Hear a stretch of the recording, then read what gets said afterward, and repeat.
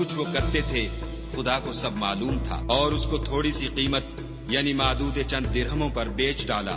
اور انہیں ان کے بارے میں کچھ لالچ بھی نہ تھا۔ اور مصر میں جس شخص نے اس کو خریدا، اس نے اپنی بیوی سے جس کا نام زلیخا تھا کہا کہ اس کو عزت و اکرام سے رکھو، عجب نہیں کہ یہ ہمیں فائدہ دے یا ہم اسے بیٹا بنا لیں۔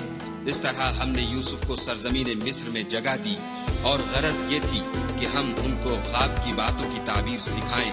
اور خدا اپنے کام پر غالب ہے، لیکن اکثر لوگ نہیں جانتے۔ اور جب وہ اپنی جوانی کو پہنچے تو ہم نے ان کو دانائی اور علم بخشا،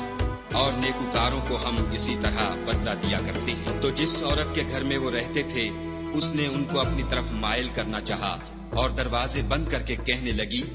یوسف جلدی آؤ۔ انہوں نے کہا کہ خدا پناہ میں رکھے، وہ یعنی تمہارے میاں تو میرے آقا ہیں، انہوں نے مجھے اچھی طرح سے رکھا ہے، میں ایسا ظلم نہیں کر سکتا، بے شک ظالم لوگ فلاح نہیں پائیں گے۔ اور اس عورت نے ان کا قصد کیا اور انہوں نے اس کا قصد کیا۔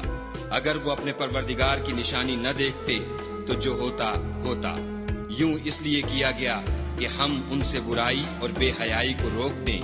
بے شک وہ ہمارے خالص بندوں میں سے تھے۔ اور دونوں دروازے کی طرف بھاگے، آگے یوسف پیچھے زلیخا، اور عورت نے ان کا کرتا پیچھے سے پکڑ کر جو کھینچا تو پھاڑ ڈالا، اور دونوں کو دروازے کے پاس عورت کا خامند مل گیا۔ تو عورت بولی کہ جو شخص تمہاری بیوی کے ساتھ برا ارادہ کرے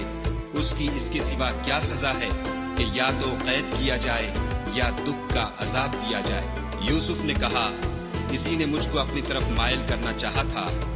اس کے قبیلے میں سے ایک فیصلہ کرنے والے نے یہ فیصلہ کیا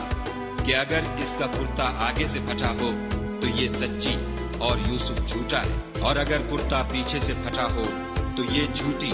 اور وہ سچا ہے۔ جب اس کا کرتا دیکھا تو پیچھے سے پھٹا تھا، تب اس نے زلیخا سے کہا کہ یہ تمہارا ہی فریب ہے، اور کچھ شک نہیں کہ تم عورتوں کے فریب بڑے بھاری ہوتے ہیں۔ یوسف اس بات کا خیال نہ کر، اور زلیخا تو اپنے گناہ کی بخشش مانگ، بے شک خطا تیری ہی ہے۔ اور شہر میں عورتیں گفتگویں کرنے لگیں کہ عزیز کی بیوی اپنے غلام کو اپنی طرف مائل کرنا چاہتی ہے، اور اس کی محبت اس کے دل میں گھر کر گئی ہے،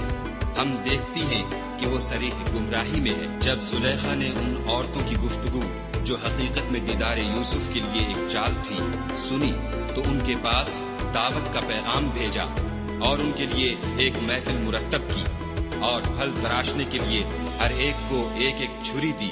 اور یوسف سے کہا کہ ان کے سامنے باہر آؤ۔ جب عورتوں نے ان کو دیکھا تو ان کا رعب حسن ان پر ایسا چھا گیا کہ پھل تراشتے تراشتے اپنے ہاتھ کاٹ لیے، اور بے ساختہ بول اٹھی کہ سبحان اللہ، یہ حسن، یہ آدمی نہیں کوئی بزرگ فرشتہ ہے۔ تب زلیخا نے کہا، یہ وہی ہے جس کے بارے میں تم مجھے تانے دیتی تھی، اور بے شک میں نے اس کو اپنی طرف مائل کرنا چاہا، مگر یہ بچا رہا، اور اگر یہ وہ کام نہ کرے گا جو میں اسے کہتی ہوں تو قید کر دیا جائے گا اور ذلیل ہوگا۔ یوسف نے دعا کی کہ پروردگار جس کام کی طرف یہ مجھے بلاتی ہیں اس کی نسبت مجھے قید پسند ہے، اور اگر تو مجھ سے ان کے فریب کو نہ ہٹائے گا تو میں ان کی طرف مائل ہو جاؤں گا اور نادانوں میں داخل ہو جاؤں گا۔ تو خدا نے ان کی دعا قبول کر لی اور ان سے عورتوں کا مکر دفع کر دیا۔